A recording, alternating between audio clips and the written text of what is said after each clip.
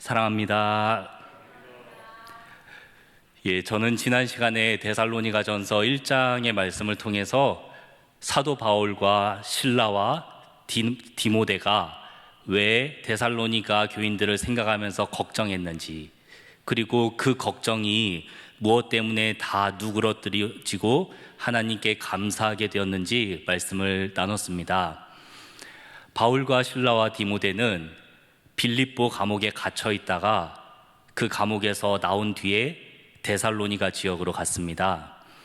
데살로니가 지역에서 복음을 잘 전하고 그 지역에서 복음이 많이 확산되는 것을 느끼면서 데살로니가 교인들이 복음을 잘 받아들이는 것을 느꼈는데요, 너무나 안타깝게도 데살로니가 지역에서 새 안식일 정도, 한 3주 내지는 시간으로는 한 2달 정도 되었을 것이다 생각하는 짧은 시간 만에 다시 사도들을 괴롭히는 사람들이 나타나서 사도들은 베레아 지역으로 밤중에 긴급히 도망가게 되었습니다.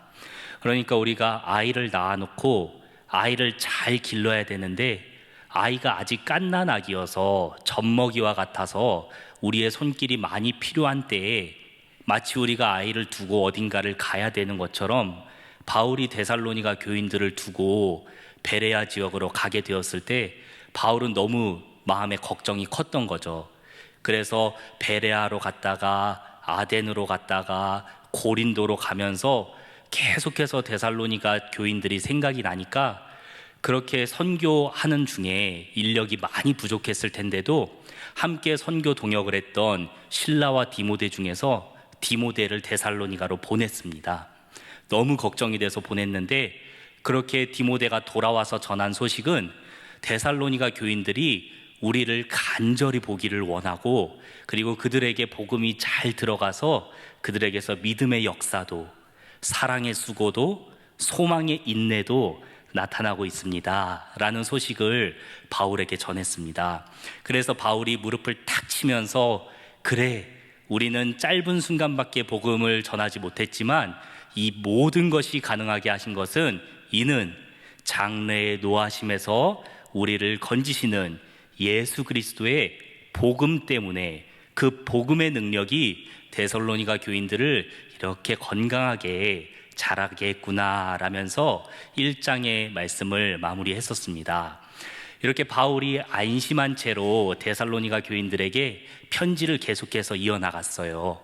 아무리 데살로니가 교인들이 잘 자라고 있다 하더라도 바울은 걱정이 되었을 거예요. 그래서 바울이 데살로니가 교인들과 함께 있을 때에 강조했던 것들, 바울이 어떻게 사역했는지를 오늘 2장 1절에서 12절 말씀에 간략하게 요약해서 적고 있습니다.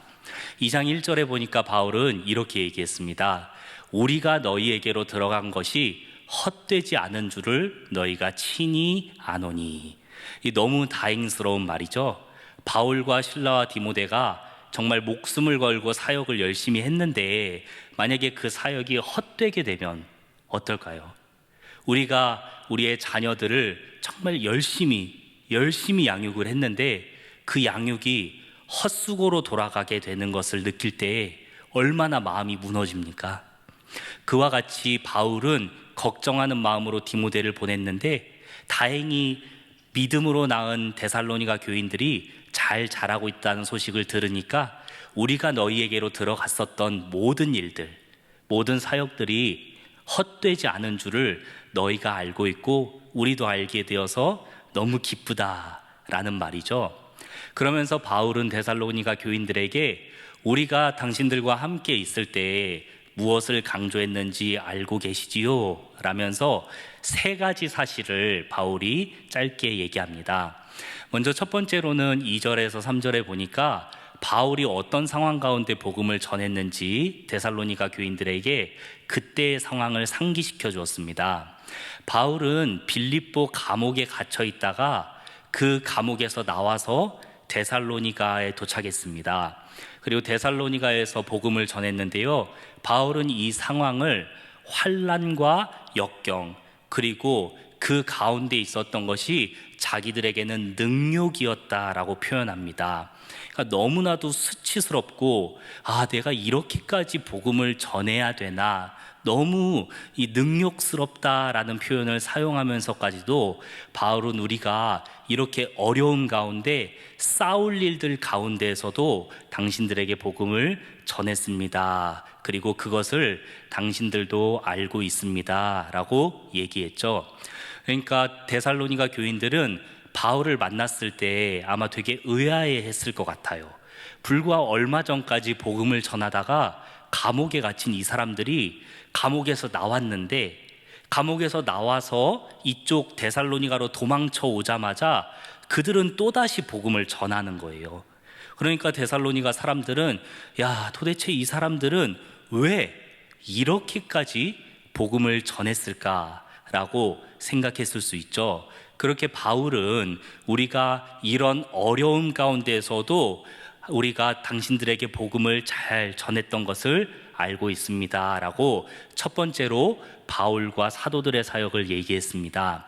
그리고 이어서 바울은 또 이렇게 얘기했습니다. 우리가 당신들에게 복음을 전할 때 우리는 탐심을 가지고 전하지 않았습니다. 우리는 욕심을 낼 수 있고 당신들에게서 영광을 취할 수도 있었는데, 우리는 그렇게 하지 않고 하나님을 기쁘시게 하기 위해서 오직 하나님이 기뻐하시는 복음만을 전했습니다 라고 데살로니가인들에게 얘기했는데요, 이것은 당대의 문화를 조금 이해해 보면은 어떤 맥락에서 얘기를 했는지 조금 잘 이해할 수 있을 것 같아요. 데살로니가 지역뿐만 아니라 이 당시에는 방랑 교사들이 많았다고 합니다. 그러니까 떠돌아다니면서 가르침을 전하는 방랑 교사들이 많았다고 하는데요, 이 사도 바울과 실라와 디모데를 보면서 아마 데살로니가에 있던 사람들은 혹시 방랑 교사가 아닌가 생각했을 수도 있을 것 같아요. 이방 땅에서 외지에서 온 사람들이 갑자기 우리에게 어떤 가르침을 전한다면, 저 사람들은 떠돌아다니는 교사들이구나 라고 충분히 생각할 수 있는데요, 이 방랑 교사들의 목적은 하나입니다. 돈입니다. 이들은 새로운 가르침, 듣는 사람들의 귀에 달콤한 말들을 전해서 듣고 있는 사람들의 지갑을 열어서 돈을 받는 것을 목적으로 하는 그런 방랑 교사들이었는데요, 데살로니가인들이 아마 바울을 봤을 때도 그런 생각을 했을 수 있어요. 왜냐하면 많은 사람들이 바울의 가르침을 듣길 원했고 바울을 따랐기 때문이죠. 그래서 이렇게 방랑 교사처럼 혹시 바울도 돈을 원하는 건가 생각했을 수도 있는데요, 바울은 그렇지 않았다고 설명합니다.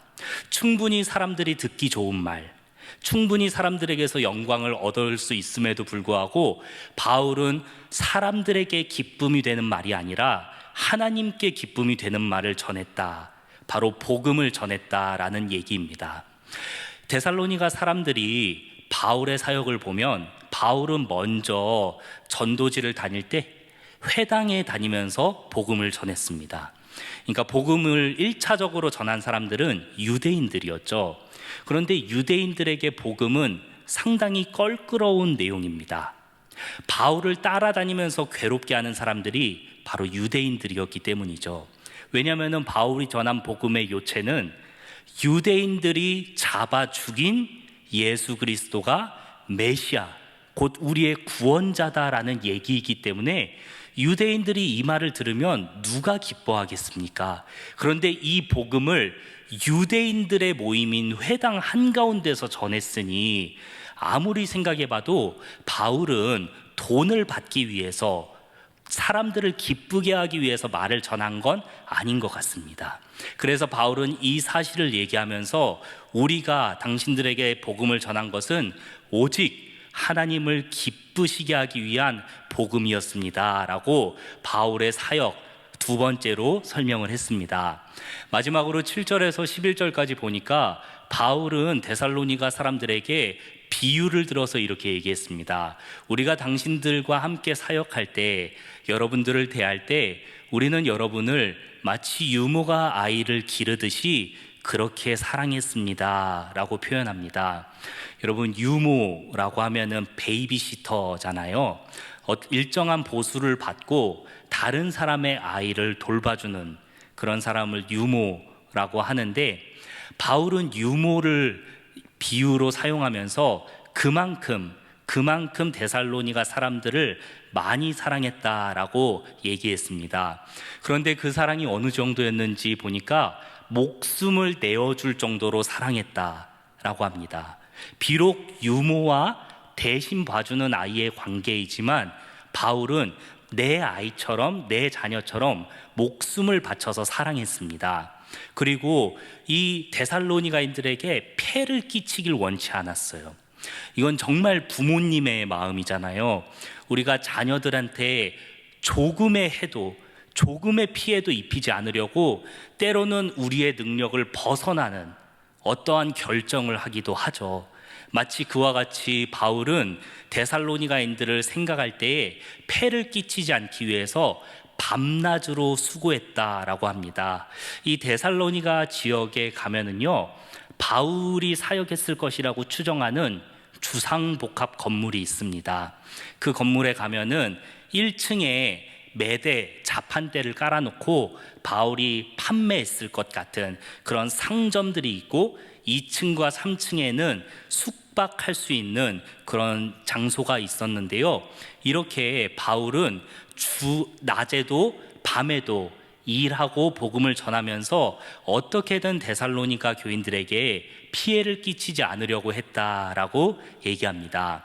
그리고 11절에 보니까 바울은 마지막으로 데살로니가 교인들에게 내가 여러분들을 대할 때 마치 아버지가 자녀에게 권면하듯이 그렇게 여러분에게 권면하고 여러분들에게 가르침을 전했습니다 라고, 이렇게 바울의 사역을 3가지로 요약해서 데살로니가 교인들에게 말했습니다. 그러니까 이런 맥락을 보면은 우리가 이 말씀을 보면서 바울이 지금 하려는 말이 무엇일까? 바울이 내가 이렇게 열심히 했으니까 내 수고를 좀 알아달라는 말인가? 이렇게 생각을 할 수도 있습니다.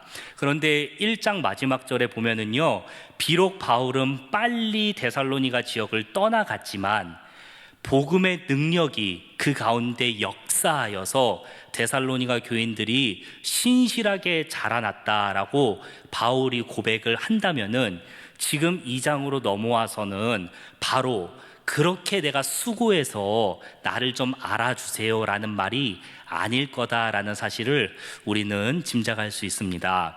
그리고 오늘 말씀에 보니까 바울은 좀 여러 가지 표현들 속에서 반복되는 표현 한 가지를 사용합니다. 1절 끝부분에 보니까 우리가 너희에게로 들어간 것이 헛되지 않은 것을 너희가 친히 아노니라고 너희가 알고 있다라는 표현을 쓰죠. 근데 2장에 넘어가니까 너희가 알고 있는 것과 같이, 또 5절에 가니까 너희도 알거니와, 9절에 가니까 너희가 기억하고 있는 것과 같이, 이렇게 계속해서 너희가 알고 있다, 너희는 알고 있었다라는 표현을 쓰는데요. 이 표현은 어떤 의미냐면요, 바울과 데살로니가 교인들이 함께 있었던 그때부터 지금까지 계속 알고 있는 겁니다. 그때도 알고 있었고 지금도 알고 있는 거예요. 알고 있는 채로 계속해서 있는 중인 그런 사실처럼 내가 여러분을 위해 수고했습니다라는 거죠. 그렇다면 데살로니가 교인들을 위해서 바울이 이렇게까지 수고했던 이유는 무엇일까요? 바로 바울이 이미 여러분이 알고 있는 것과 같이 라고 얘기한 것은 12절에서 이렇게 이어집니다. 이는 바로 그것은 여러분을 부르시고 여러분을 자기의 나라, 하나님의 나라와 영광에 이르게 하시는 하나님께, 그 하나님께 합당히 행하게 하려 함이라 라고 바울은 그 이유를 설명합니다.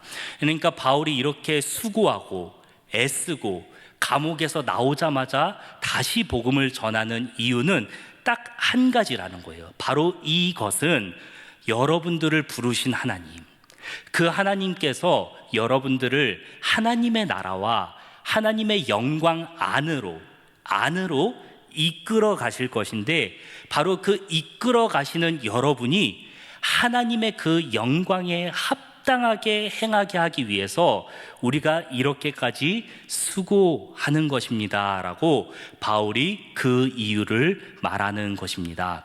사랑하는 여러분, 그러니까 지금 데살로니가 교회 교인들이 이렇게까지 믿음 안에서 자라날 수 있었던 것은 하나님께서 데살로니가 교인들을 부르셨기 때문이다라는 것을 12절 말씀을 통해 알 수 있습니다. 하나님이 데살로니가 교인들을 부르셨다는 사실을 데살로니가 교인들은 알고 있었습니다.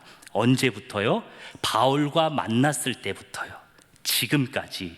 왜 알았을까요? 저는 조심스럽게 추측해 보건대 아마 바울이 만나자마자 얘기하지 않았을까 싶습니다. 왜냐하면 바울이 빌립보, 데살로니가, 베레아, 고린도 이쪽 마게도냐 지역으로 넘어오기 전에 원래 바울의 목표는 아시아로 가는 거였습니다. 아시아 지역으로 가서 복음을 전하길 원했는데 성령이 2번이나 바울을 막았어요. 바울을 막고 나서 바울이 환상도 보고 나서 그 다음에 갔던 곳이 마게도냐 지역입니다. 빌립보 지역, 데살로니가 지역, 이쪽으로 성령이 막 바울을 밀어서 마게도냐 지역의 데살로니가 교인들에 가게 하신 거예요. 그러니까 바울의 계획 속에는 데살로니가 사람들에게 갈 마음이 없었던 거죠. 그런데 성령이 바울을 이끌어서 데살로니가 교회 쪽으로 가게 하셨다고 믿기 때문에 바울은 아마 만나자마자 이런 믿음의 간증을 하지 않았을까. 내가 여러분에게로 온 것은 성령이 나를 이끌었기 때문입니다. 내가 빌립보 감옥에 갇혔다가 풀려나서도 이렇게 힘있게 복음을 또 전하는 것은 성령이 나를 이끌어가고 계시기 때문입니다 라고 바울이 데살로니가 교인들에게 얘기하면서 그만큼 여러분은 하나님께서 부르시기로 작정한 사람들입니다 라고 아마 그때부터 얘기를 했기 때문에 그때에도 알고 있었고 지금도 알고 있는 사실이 아니었을까라고 저는 묵상을 했는데요. 바울과 데살로니가 교인들이 알고 있었던 것은 이것뿐만이 아니었습니다. 그것은 바로 바울이 얘기한 바대로 데살로니가 교인들을 하나님의 나라와 하나님의 영광에 합당한 자가 되도록 계속해서 이끌고 계시는 것을 데살로니가 교인들이 알고 있다라고 바울은 얘기합니다. 사랑하는 여러분, 이 이끌어가고 계시다, 하나님의 나라와 영광 안으로 인도하고 계시다는 이 말은요, 계속적인 용법입니다.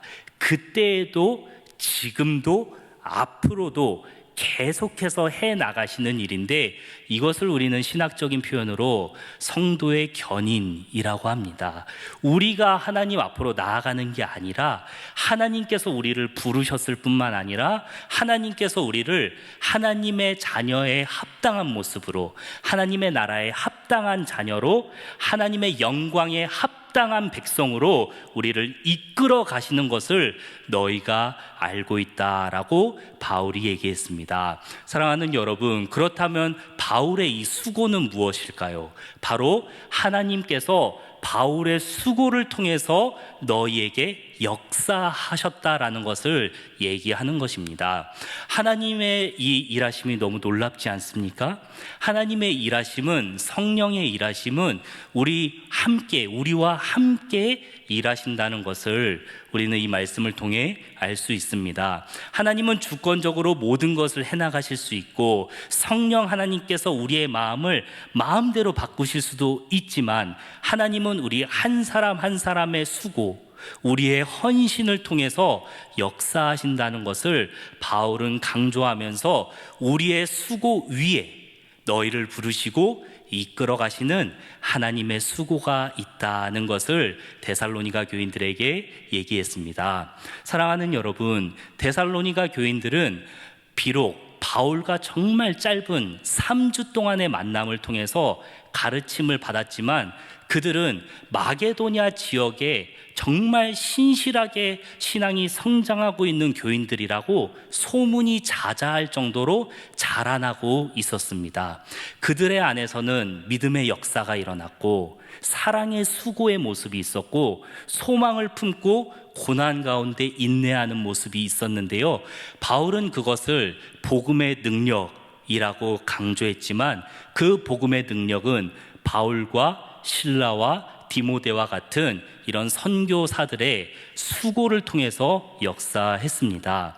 그래서 바울은 이러한 우리의 수고 위에 있는 하나님의 수고를 기억하면서 너희가 하나님의 나라와 영광에 합당하도록 이끌어 가시는 하나님의 능력을, 그 은혜를 기억해라 라고 오늘 말씀을 전한 것입니다. 사랑하는 여러분, 우리도 그렇습니다. 우리가 이 자리에 나와서 예배 드리기까지 얼마나 많은 사람의 수고가 있었습니까?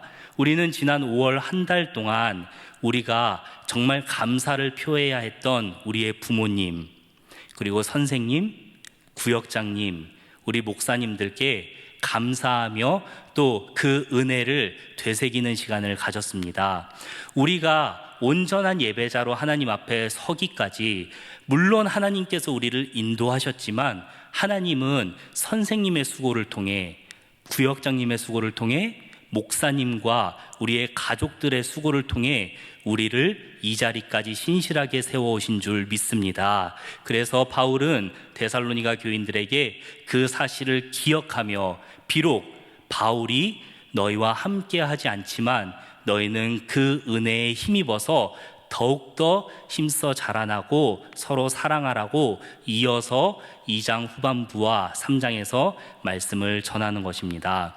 사랑하는 여러분, 우리를 이 자리에 있기까지 세우시는 것은 하나님의 신실한 수고가 있었지만 하나님께서는 그 신실한 수고를 한 사람 한 사람의 헌신을 통해 이루어오신 것을 믿습니다. 말씀을 정리할까요? 오늘 바울은 데살로니가 교회의 성도들에게 나의 수고를 얘기하면서 그 수고 위에 하나님의 수고가 있었다는 것을 얘기했습니다. 우리를 존귀하게 하시는 하나님의 수고는 한 사람 한 사람의 헌신이 모여서 이루어집니다. 선생님과 가족들과 목사님들과 구역장님들의 수고가 모여서 나라는 존귀한 한 사람이 만들어진 것처럼 우리가 이제는 내 이웃과 우리의 가족과 우리의 동역자들을 존귀하게 세우는 데 사용받는 귀한 축복의 통로가 되기를 소망합니다. 바울이 그랬던 것처럼, 실라가 그랬던 것처럼 우리가 우리의 사랑하는 동역자들을 위해 애써 기도하고 가족들을 마음에 품고 기도할 때 하나님께서 우리의 수고와 헌신을 귀하게 받아주시어서 우리를 통해 우리의 동역자들을 존귀하게 세워주시고 우리 서로가 존귀하게 여김받고 세워지는 아름다운 일상교회, 우리 교회가 되기를 간절히 소망합니다.